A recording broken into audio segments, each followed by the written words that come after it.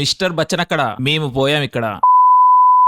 పెద్దలు పూజనీయులు హరిశంకర్ గారు రీసెంట్ గా మీడియా ముఖంగా ఒక స్టేట్మెంట్ ఇచ్చిర్రు. ఏంటంటే, నా సినిమాని క్రిటిసైజ్ చేయండి, నేను యాక్సెప్ట్ చేస్తాను, కానీ నన్ను పర్సనల్ గా క్రిటిసైజ్ చేస్తే నేను యాక్సెప్ట్ చేయను అని. పర్సనల్ లెవెల్లో నేను ఎప్పుడు క్రిటిసైజ్ చేయను, మనకు అవసరం కూడా లేదు. ఆయన సినిమా తీసిర్రు అండ్ మనం డబ్బులు ఇచ్చి చూసినాం. సో ఇప్పుడు మాట్లాడుకుందాం, సినిమా వరకే మాట్లాడుకుందాం. సో మ్యాటర్ ఏంటంటే సింపుల్ గా చెప్తా. రాడ్, ప్యూర్ కుతుబ్ మినార్ అంత సైజు రాడ్, భరించలేం అసలు. అమ్మ బాబోయ్, ఫైట్లు గాని ఫైట్లు, ప్రాస అనే ఎడారిలో, పంచ్ అనే ఎండిపోయిన ఎండమావిలో, గత్యంతరం లేక గాలికి కరిగిపోయే డైలాగులు, రొమాన్స్ ముసుగేసుకున్న పైత్యం, ఎటూ పోని కథ, మధ్యలో ఇరుక్కుపోయిన మనం. ఇది మిస్టర్ బచ్చన్. నాకు ఒకటి అనిపిస్తుందండి, మళ్ళా మీరు ఫీల్ కావద్దు. ఈ మధ్య రవితేజ గారి సినిమాలు ఎట్లుంటున్నాయంటే, కథ, తోటకూర, ఫిల్మ్ మేకింగ్ ఇవేం అవసరం లేదు. ఒక అందమైన అమ్మాయిని ముందు పెట్టి సినిమా నడిపించేద్దామన్న జోన్లు ఉంటున్నాయి. ఒకసారి మీరే చూడండి ప్యాటర్న్, మీకే అర్థమైపోతుంది. ఎంత లో ఎఫర్ట్ ఉంటున్నాయంటే, లిటరలీ రవితేజ గారే ఒక బ్యాక్ స్టెప్ తీసుకుంటున్నారు. హీరోయిన్ల యొక్క హాట్నెస్ నే ప్రొజెక్ట్ చేస్తున్నారు మూవీస్ మొత్తం. అండ్ రిజల్ట్స్ కూడా నేచురల్లీ అట్లనే ఉంటున్నాయి. ఎందుకంటే మన ఆడియన్స్ హీరోయిన్ల కోసం సినిమాలకు రారు కదా,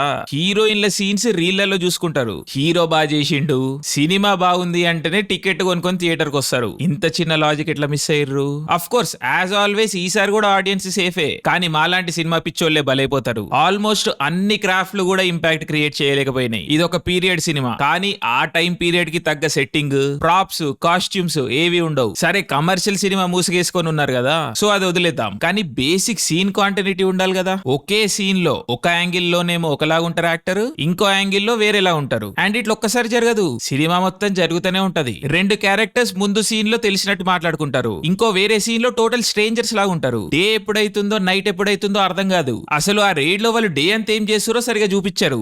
ఏ క్యారెక్టర్ ఎందుకు ఉంటుందో తెలియదు. ఎడిట్ దారుణం అంటే దారుణంగా ఉన్నది. కెమెరా వర్క్, మూవ్మెంట్, బ్లాకింగ్ అన్ని బ్యాడ్ గా ఉన్నాయి. దానికి తోడు ఏవైతే విషయాల్లో కమర్షియల్ సినిమా పేరు మీద మనోళ్ళు రోత పుట్టిస్తారో, లైక్ మాస్ డైలాగులు, ఎలివేషన్లు, ఫైట్లు, అవి కూడా ఫుల్ గా ఉండవీడ. పెద్దలు హరీష్ శంకర్ గారి సినిమా ఫిలాసఫీ కదా, నాకు లాగొద్దు, మ్యాటర్ లాగొద్దు. సో అన్ని కూడా సగం సగమే ఉంటాయి. కానీ అట్లాని మనం ఏం హ్యాపీగా ఫీల్ కాము. మరి మనం ఎందుకు చూస్తున్నాం రాయిగా అన్న ఫీలింగ్ లోకి వస్తాం. ఆనెస్ట్ గా చెప్తున్నా, మనం చీటెడ్ ఫీల్ అవుతామండి మూవీ చూస్తున్నంత సేపు. అన్యాయంగా మా డబ్బులు లాగేస్తున్నారు కదా ఫీలింగే. అండ్ ఆ టైటిల్ మిస్టర్ బచ్చన్ ని జస్టిఫై చేయనీకి పెద్దలు హరీష్ శంకర్ గారు కొన్ని సీన్లు, స్కెచ్లు రాసుకున్నారు. అవి చూస్తున్నంత సేపు అసలు మనం ఎందుకు పుట్టినామో క్వశ్చన్ చేసుకుంటా ఉంటాం. అండ్ మూవీ మొత్తం ఆ హిందీ పాటలు. టీ సిరీస్ ప్రొడ్యూసర్, సో పాటలకి రైట్స్ ఉన్నాయి, పెట్టిర్రు. అండ్ నేను పర్సనలీ ఈ పాత హిందీ పాటలు ఇంటా. నాకే ఆపండి సారిగా అయితలేదు నాతోని అన్న ఫీలింగ్ వచ్చింది. మీ మెజారిటీ టార్గెట్ ఆడియన్స్ అసలు ఆ పాటలే వినరు, రిలేట్ కూడా కారు. మరేందన్నట్టు ఇంకా.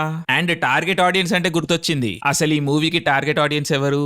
ఐన్స్టైన్ కూడా ఛేదించలేని రహస్యం ఇది. అండ్ ఎలాగూ ఛేదించడం, వేధించడం టాపిక్ వచ్చింది కాబట్టి మూవీస్ మోస్ట్ ఇంపార్టెంట్ థింగ్ గురించి మనం మాట్లాడుకోవాలి. పొరపాటున థింగ్ అన్ననా, సారీ.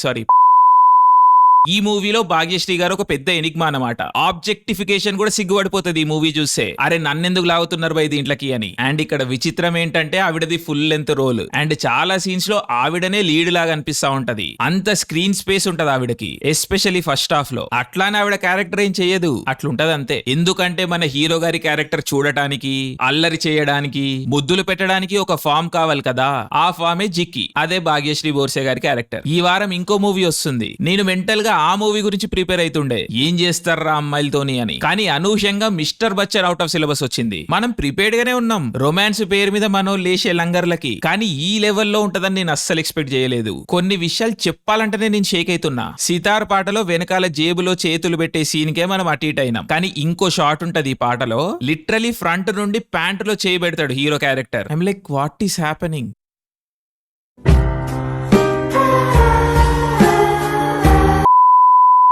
అగైన్ యూత్ కి భాగ్యశ్రీ గారు చాలా అందంగా కనిపించవచ్చు, సో ఈ సీన్స్ అన్ని బాగా ఎంజాయ్ చేయొచ్చు. బట్ నేనైతే పర్సనలీ చూడలేకపోయినా. అండ్ నాలాంటి వాళ్ళు అంత తక్కువ సంఖ్యలో ఏం ఉండరు, బానే మంది ఉంటారు. అండ్ ఇందాక చెప్పినట్టు కమర్షియల్ సినిమాకి హీరోయిన్ కోసం టికెట్లు కొని ఎంత మంది వస్తారు. సో ఏ సెన్స్ లోనూ ఇది ఒక వ్యాలిడ్ స్ట్రాటజీ కాదు. అట్లీస్ట్ పర్సనలీ నాకైతే అదే అనిపిస్తుంది. అండ్ ఈ మూవీని ఫ్యామిలీస్ చూస్తారని నేనైతే అనుకుంటలేను. అంటే రవితేజ గారి లాంటి ఒక పెద్ద హీరో సినిమా, పైగా కమర్షియల్ సినిమా, ఫ్యామిలీస్ చూడకపోవడం అంటే నాకైతే చాలా పెద్ద విషయమే. బట్ ఏం చేస్తాం ఇక, ఆయన సినిమాలన్నీ ఈ మధ్య ఇట్లనే ఉంటున్నాయి. సోయా భాగ్యశ్రీ గారి గురించే మాట్లాడుకుంటారు ఈ మూవీ చూసిన తర్వాత. అండ్ అదంత పాజిటివ్ విషయం ఏం కాదు. మూవీలో ఏదన్నా తట్టుకునే విషయాలు ఉన్నాయంటే అవి పాటలు పర్లేదు వినొచ్చు. అండ్ 1-2 పాటలు బాగున్నాయి. అక్కడ ఏం లేకపోయినా సత్య గారు కొంచెం ట్రై చేసిర్రు, బట్ కష్టం. And as always people media factory వాళ్ళు డిసప్పాయింట్ చేయలేదు. మంచి ఫుల్ మీల్స్ పెట్టిర్రు. ఇప్పుడు కాంపిటీషన్ నడుస్తుంది, ఇది బ్యాడ్ అంటే కాదు ఇది బ్యాడ్ అని. సో చూడాలి మరి ఫైనల్ గా బ్యాడెస్ట్ విన్నర్ ఏది అని. బట్ మొత్తం ప్రాసెస్ లో మోస్ట్ డిసప్పాయింట్ చేసింది ఎవరు అంటే